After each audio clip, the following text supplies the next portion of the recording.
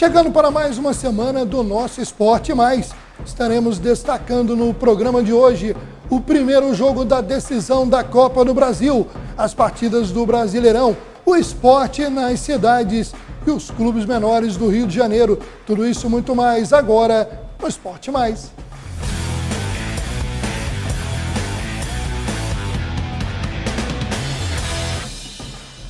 Bom, agradecendo a sua companhia, desejando desde já que todos tenham uma ótima semana. Bom, vamos falar de Copa do Brasil. A bola começou a rolar para os 180 minutos decisivos da competição entre Flamengo e Atlético Mineiro. E o primeiro capítulo foi no Maracanã. Vamos conferir. E um jogo emocionante no Maracanã, onde o Flamengo construiu uma boa vantagem para o jogo de volta. É verdade que essa vantagem chegou a estar numa situação que parecia que seria até maior, mas, de qualquer maneira, não dá para dizer que vencer um adversário de qualidade como o Atlético Mineiro por 2 gols de diferença no jogo de ida não seja uma boa vantagem. O Galo, no primeiro tempo, só ameaçou no início com um chute de Scarpa, bem defendido por Rossi, e depois foi amplamente dominado pelo Flamengo. O Flamengo foi empilhando situações de perigo e conseguiu marcar o seu primeiro gol. Com ele, um verdadeiro carrasco do Atlético desde os tempos do Cruzeiro, o jogador Arrascaeta, aproveitando bem um rebote, finalizando com categoria. Ainda na primeira etapa, o Flamengo iria ampliar num lance curioso, porque poucos segundos antes do gol, o técnico Felipe Luiz discutia com o Gabriel Barbosa, o Gabigol, sobre posicionamento do atacante. Discussão acalorada ali na beira de campo. E aí, um lateral para o Flamengo, a defesa do Atlético, muito mal posicionada, permitiu que o Gabigol recebesse em condições excelentes. E aí o atacante comprovou mais uma vez toda a sua qualidade, né, para fazer aí o segundo gol do Flamengo e deixar o primeiro tempo com uma vantagem excelente para o rubro-negro. Vantagem excelente e mais do que merecida. Bom, na segunda etapa, após o papo de intervalo, o técnico Gabriel Milito conseguiu consertar um pouco a equipe do Atlético, que voltou trazendo mais perigo. No entanto, defensivamente o time mineiro voltou a errar e o Flamengo foi implacável com ele, o artilheiro das decisões, que brilhou mais uma vez. Numa roubada de bola, rápido contra-ataque, ele foi lançado, ajeitou e bateu de canhota, cruzado, sem chance para o goleiro Everson, que se esticou todo, mas não conseguiu impedir. E aproveitando ali o Gabigol, mais uma vez, aquele faro de decisão do artilheiro rubro-negro.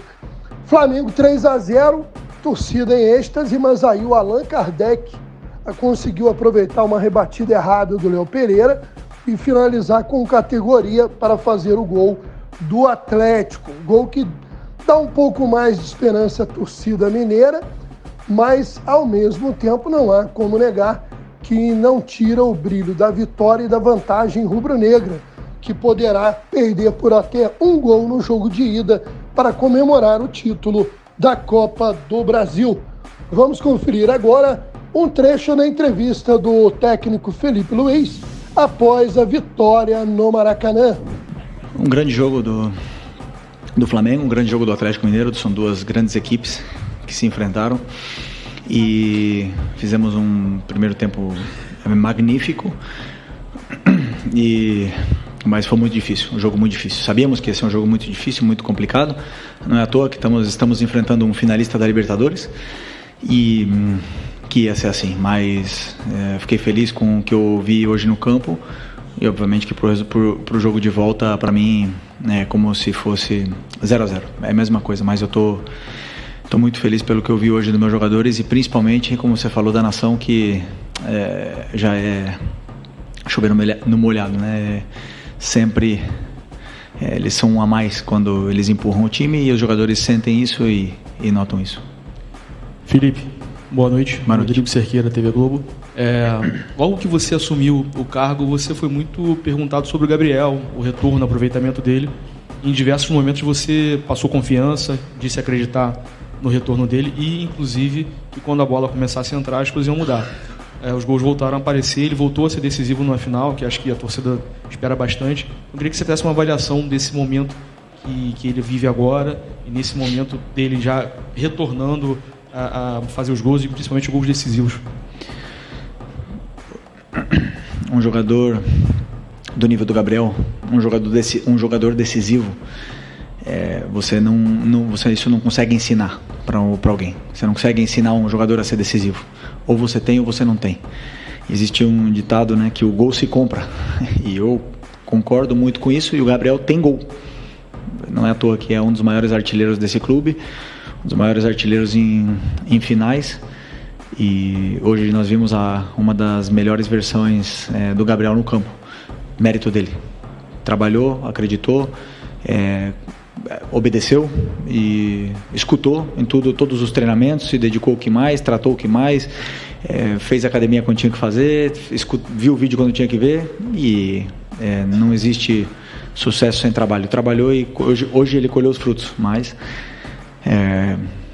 eu acredito que ele tem muito ainda pela frente para oferecer e ele não pode parar por aí. Felipe, aqui Thiago Lima do GE, parabéns pela vitória, pela grande atuação.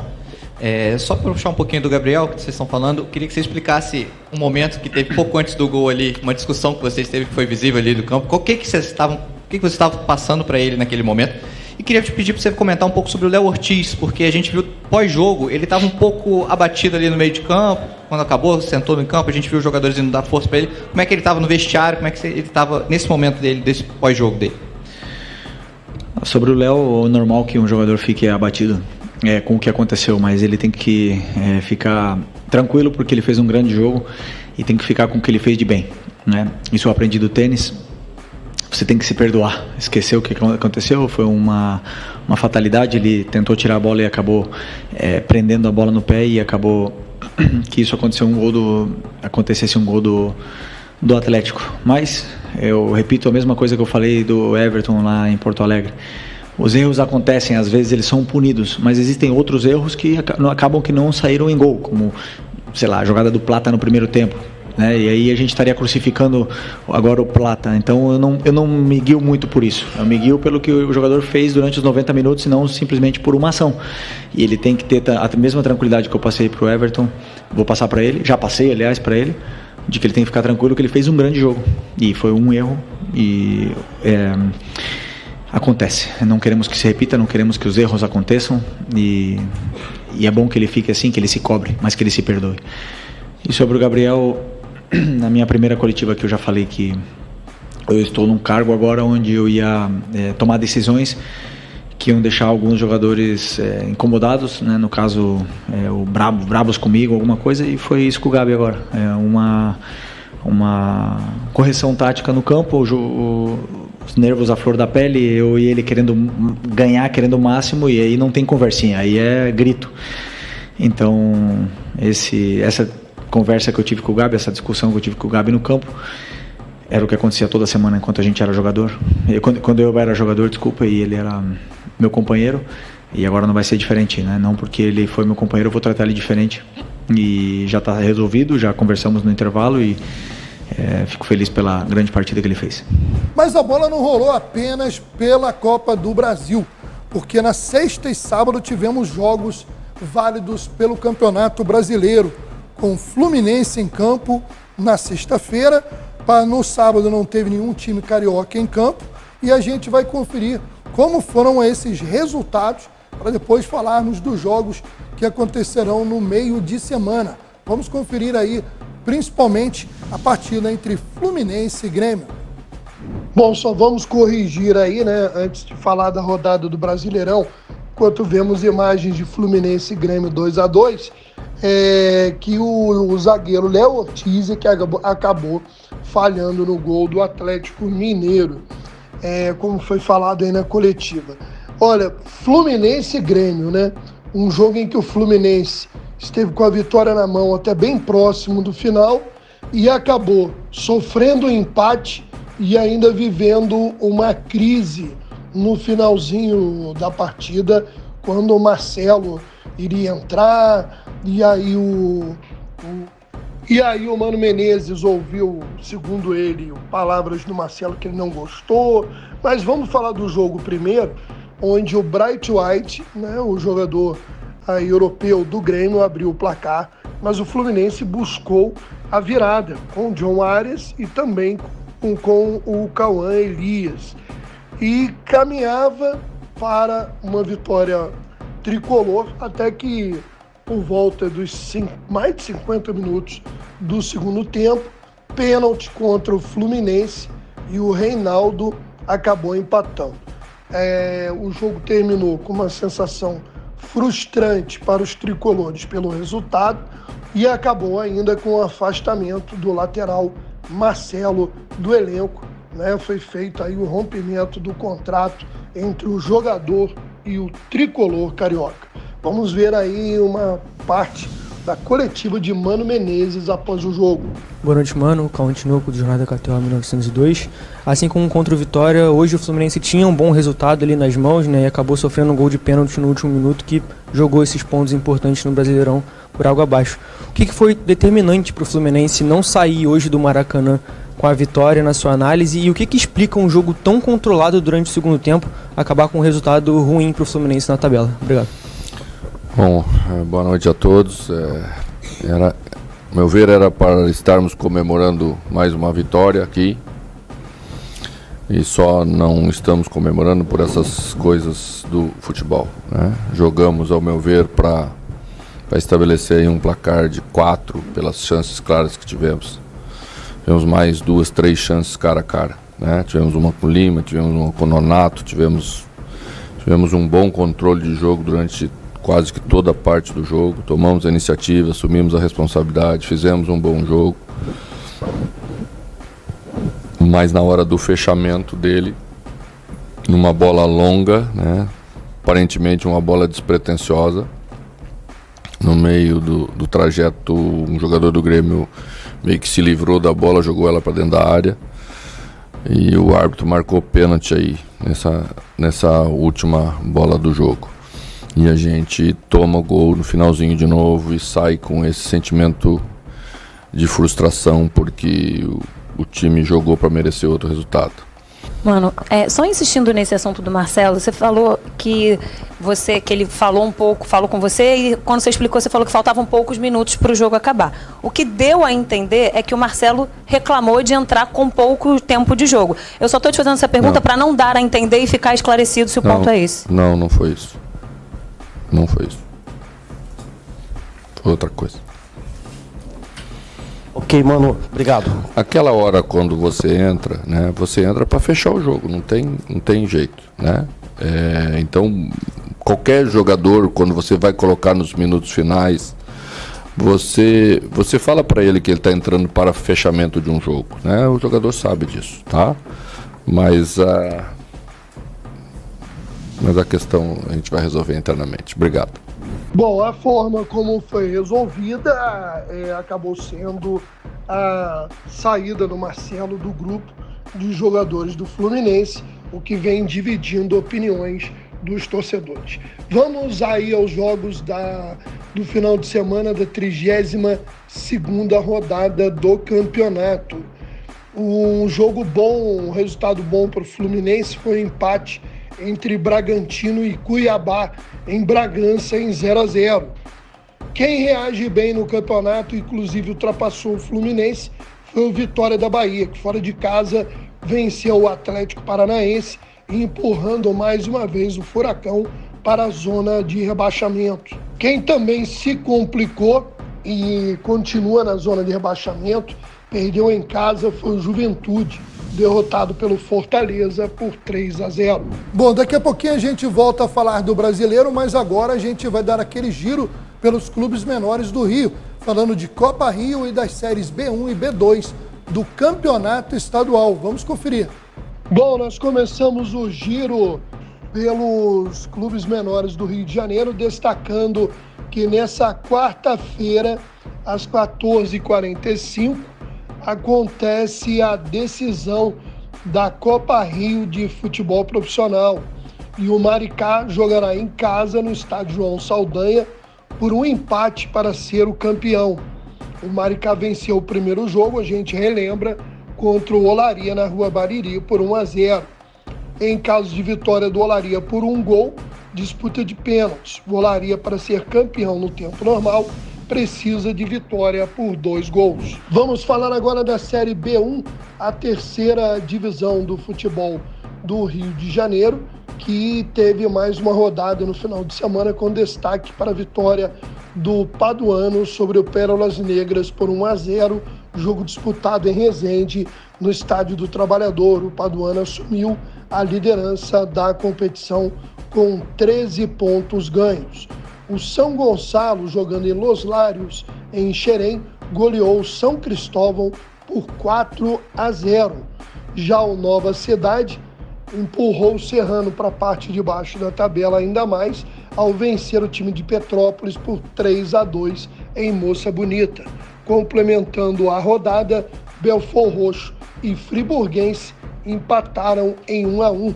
O Arte Sul esteve folgando na rodada. Nessa quarta-feira, o campeonato prossegue com a sua 8ª rodada. Já pela Série B2, a 4ª divisão, a bola rolou no domingo. E um destaque foi a vitória do Uni Souza sobre o Rio São Paulo por 3-1. O jogo disputado em Xerém. Mesmo local onde aconteceu, na parte da tarde, a vitória do Niteroense sobre o Mageense por 4-2. O Mageense continua numa situação muito complicada, com muito risco de rebaixamento para a Série C. Já o Unisouza e Niteroense lideram a competição com 15 pontos. Outras 2 partidas aconteceram no domingo com empates. Carapebus 1, Barra Mansa 1, Zinza e Serra Macaense ficaram no 0-0. Momento de destacarmos agora o esporte nas cidades. As informações que vêm dos municípios.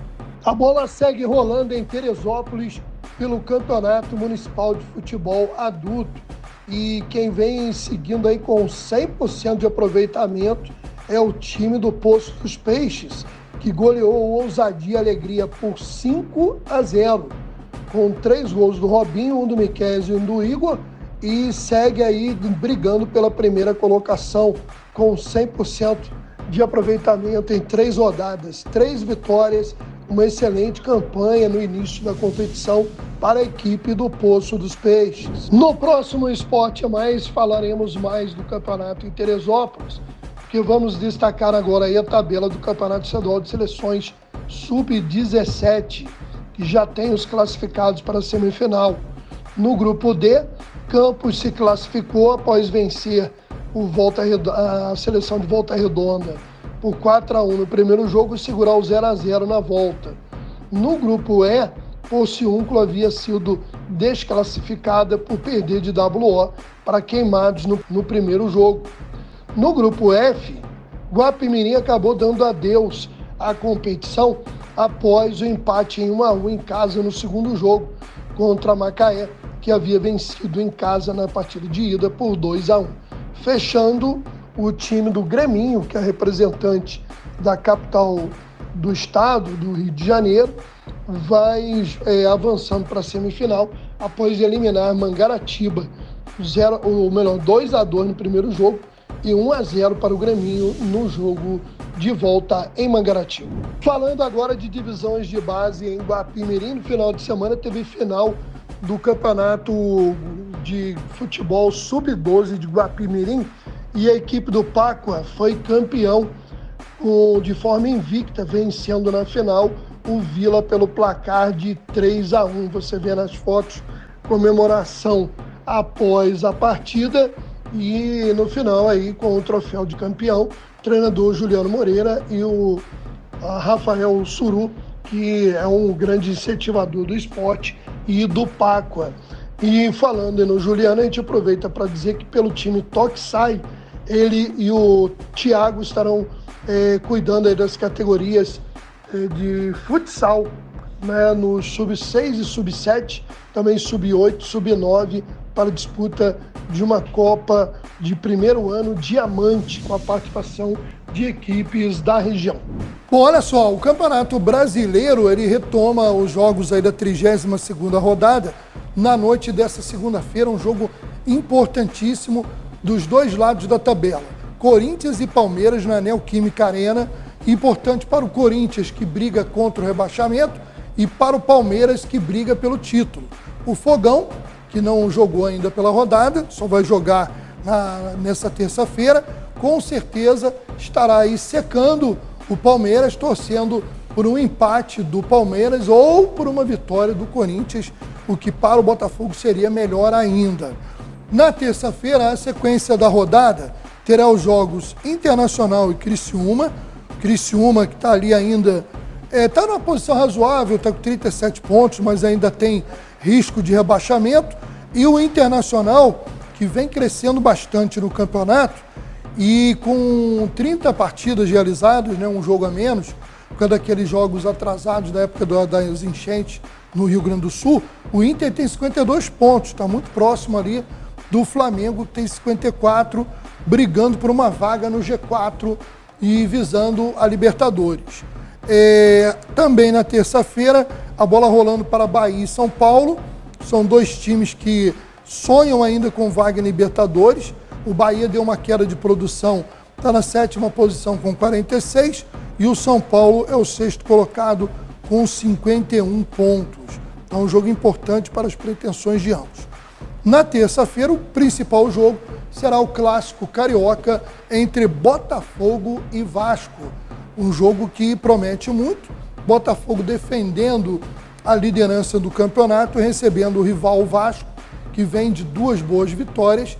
Um jogo que promete para o torcedor carioca. Na quarta-feira, o Flamengo vai a Belo Horizonte enfrentar o Cruzeiro. O jogo não será no Mineirão, será na Arena Independência. E fechando a rodada também na quarta-feira, confronto de Atléticos entre o Atlético Mineiro e o Atlético Goianiense. Tá aí então a rodada de meio de semana do Brasileirão. Antes de encerrarmos a edição, vamos falar de seleção brasileira e Fórmula 1. A gente começa trazendo a participação de Dorival Júnior na reunião onde foi apresentada a lista para os próximos jogos da data FIFA, onde o Brasil mais uma vez estará em campo na disputa da vaga pelas eliminatórias da Copa do Mundo. Vamos ver o que falou o Dorival no início da coletiva e o anúncio dos convocados. Boa tarde a todos, boa tarde a todas. Mais uma vez dentro de uma relação, a princípio contendo aproximadamente aí 50 nomes, nós procuramos uma avaliação criteriosa para que pudéssemos nos definir por esses aqui apresentados, para 2 compromissos bem difíceis e complicados. Nosso momento ainda requer um cuidado especial. Nós ainda estamos numa situação muito delicada na tabela de classificação e vamos fazer de tudo para que possamos nos aproximarmos o máximo possível ao final dessa temporada das primeiras colocações. Sendo assim, nós definimos pelos 23 atletas relacionados. Goleiros: Bento, do Al-Nassr, Ederson, do Manchester City, o Everton, do Palmeiras, Danilo, da Juventus, Wanderson, do Mônaco, Abner, do Lyon, Guilherme Arana, do Atlético Mineiro, Éder Militão, do Real Madrid, Gabriel Magalhães, do Arsenal, Marquinhos, do PSG, Murilo, do Nottingham Forest, André, Wolverhampton, Andrés Pereira, Fulham, Bruno Guimarães, Newcastle, Gerson, Flamengo, Lucas Paquetá, West Ham. Rafinha, Barcelona. Estevão, Palmeiras. Igor Jesus, Botafogo. Luiz Henrique, Botafogo. Rodrigo, Real Madrid. Savinho, Manchester City. Vinícius Júnior, Real Madrid. Vamos falar agora sobre o GP do Brasil de Fórmula 1 realizado nesse final de semana em São Paulo. Primeiro, registrar a emoção dos torcedores, da imprensa, de todos os brasileiros, ou pelo menos de grande parte deles, que são fãs de Ayrton Senna, com a homenagem feita por Lewis Hamilton, que guiou a McLaren de Senna durante uma volta no circuito diante de grande emoção. O piloto inglês reforçou mais uma vez a sua afinidade com o Brasil e o seu carinho e admiração por Ayrton Senna, grande fã de Hamilton, coisa que o inglês nunca escondeu. Na hora que começou a prova, aí a coisa vinha caminhando aí para um final de campeonato apertado entre Max Verstappen e Lando Norris, né, o piloto da McLaren contra o piloto da Ferrari, porém Max Verstappen voltou a abrir vantagem na competição com a sua vitória no GP do Brasil.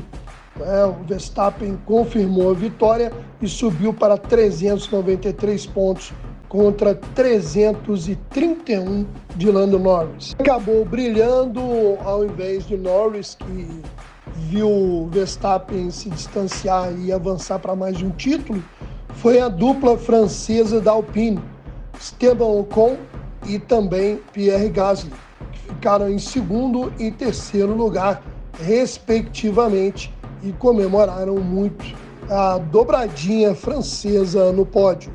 Ao que parece, não teremos grandes surpresas mais uma vez na temporada de Fórmula 1. A gente vai ficando por aqui no programa de hoje, agradecendo a sua audiência e convidando a continuar ligado na grade de programação da Rede TV+, TV Arte HD. Grande abraço e até o próximo.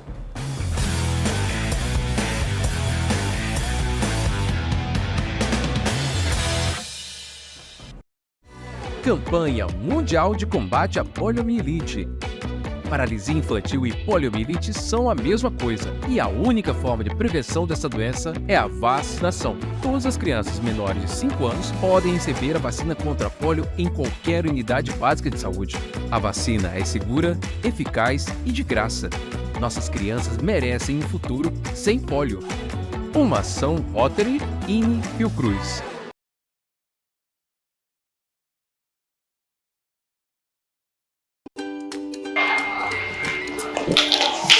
Oi, gente, hoje eu vou falar um pouquinho da educação de Magé.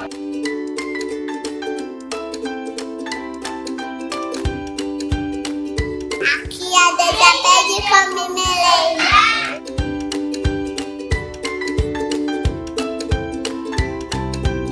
A gente chega tirando onda de busão novo.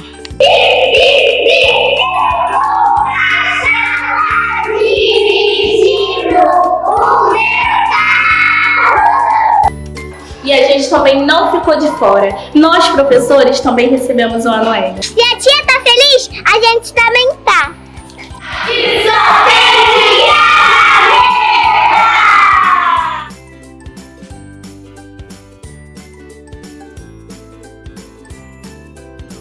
ninguém fica de fora. Até nas férias a gente vem pra cá brincar. Aqui é a nossa segunda casa. Para você, lata. Para ele, casa. Para você, pneu usado. Para ele, academia. Para você, garrafa. Para ele, maternidade. O que para você é lixo, para o mosquito da dengue é um luxo. Deixe seu quintal sempre limpo e acabe com as mordomias do Aedes aegypti.